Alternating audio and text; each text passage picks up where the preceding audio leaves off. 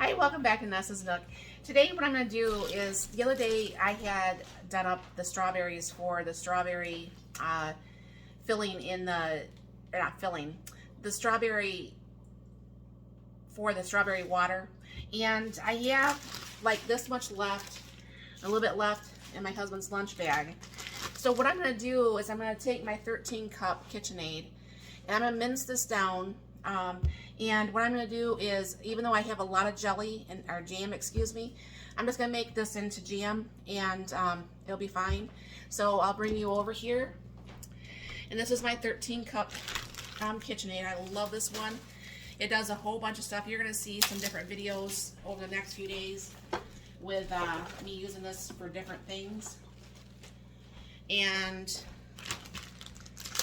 I'm going to go ahead and just pour, this is probably going to be like 2 batches in here. And go ahead and close this up.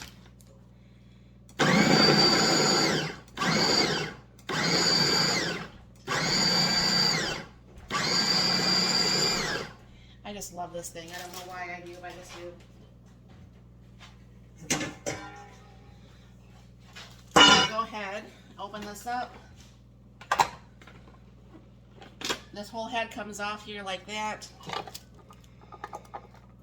And this is the container thing that I'm using, that little thing that you puree food with. Pull the rest of those in here. You actually just pour that into a measuring cup so I would know how many cups I have.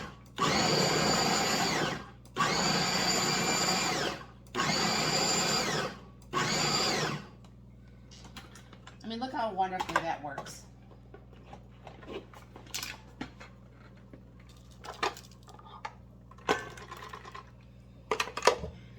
All right. And then I'm going to put you on pause. I'm going to get the measuring cup out. That's what it looks like here. I'm going to get the measuring cup out, clean up my little bit of a mess because I spilled everything. And we are going to make some strawberry jam. I'll be right back.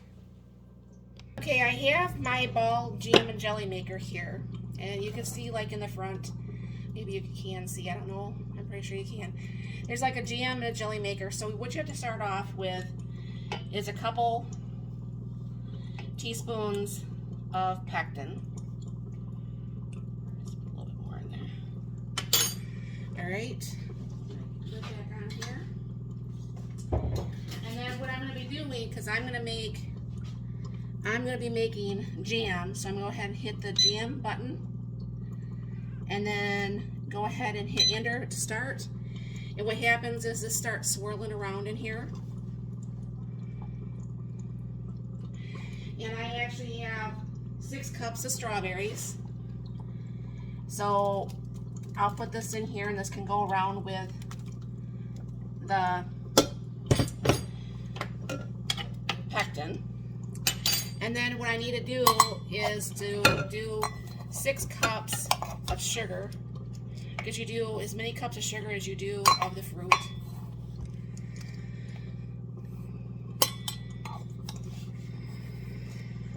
Three, 4, 5, 6. Now, my sister gave me some blueberries, and I already have tons of blueberry pie filling made up. But what I wanted to do was try to make some of the blueberry pie filling, or blueberry jam, because we don't have that. Now, what's going to happen is, in about another minute, it's going to beep, and it's going to ask for the sugar. That's when you add the sugar to it. Well, I just made a mess with everything out here. They don't call me Messy Nessie for no reason, right?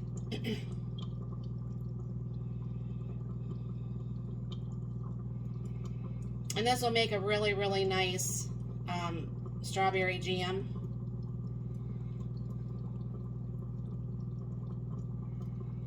I like how this stirs instead of having to stand over the stove, because I'm not one of those people who prefer to stand over the stove cooking or doing anything to that effect. So this makes it nice.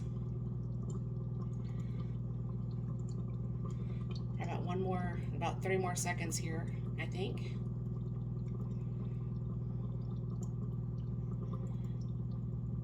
And one thing about this, once the sugar is in here and it's started to be stirred in there, you just walk away and it beeps when it's done. And then you just can it up, which makes it super, super nice.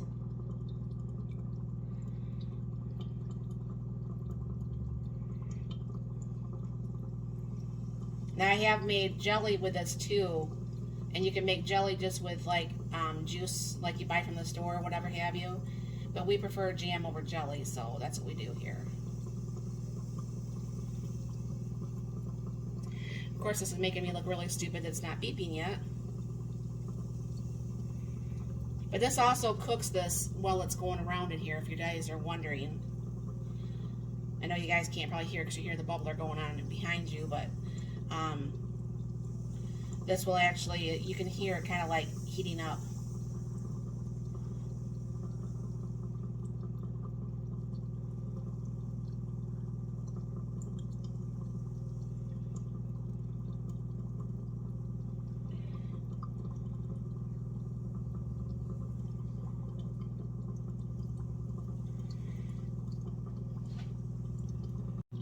Man, I just hit the wrong button, but it just beeped.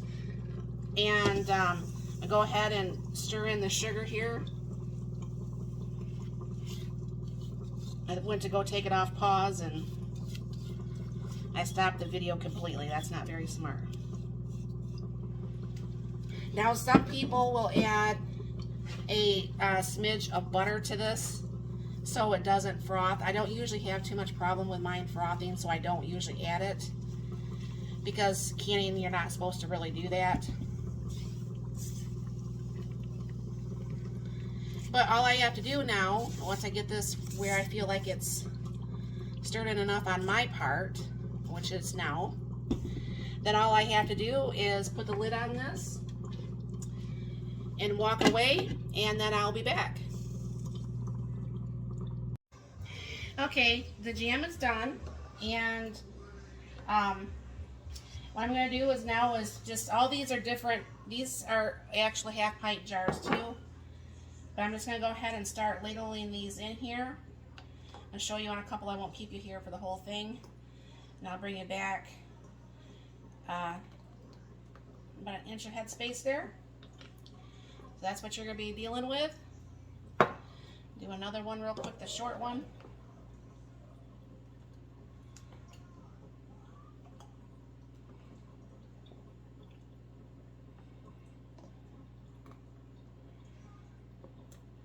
Now, what I'm going to do is I'm going to go ahead and fill up the rest of these real quick, and I'll be right back. Alright, I have one that doesn't have enough in it, so that's just going to actually go in the refrigerator. And it's very important that you wipe the rims on anything, but especially on greasy and sticky stuff. So that's what I'm doing here.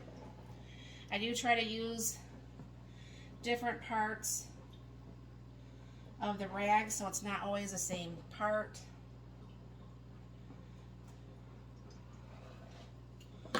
Now, in my bottom of this, there's actually a 10% discount for the 4-jar lids.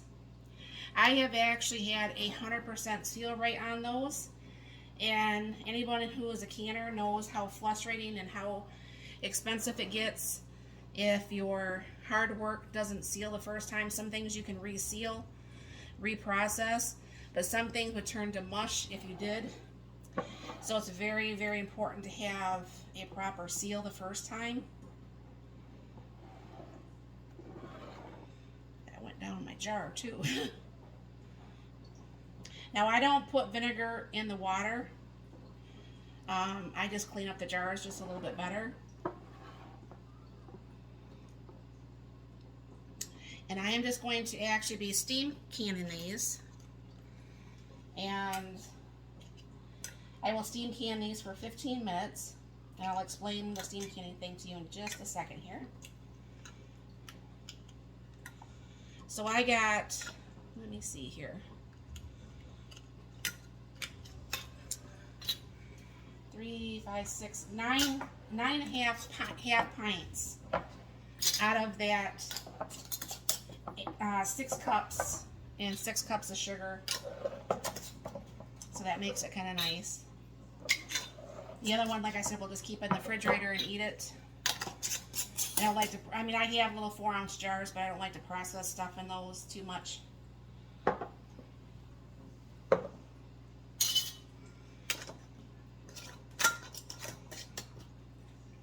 And then you're just sealing these fingertip tight. You're not wrenching down on them too hard.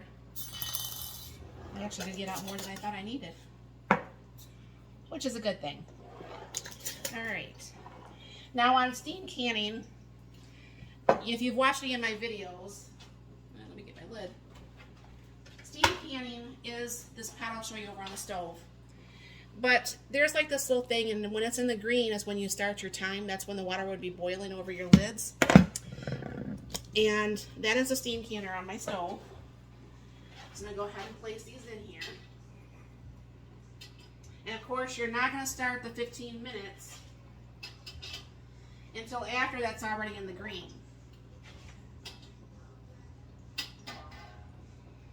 But I didn't expect to make any strawberry jam this year because I think we have a lot left over from last year. But that's fine. I mean, it was on sale. It was all good.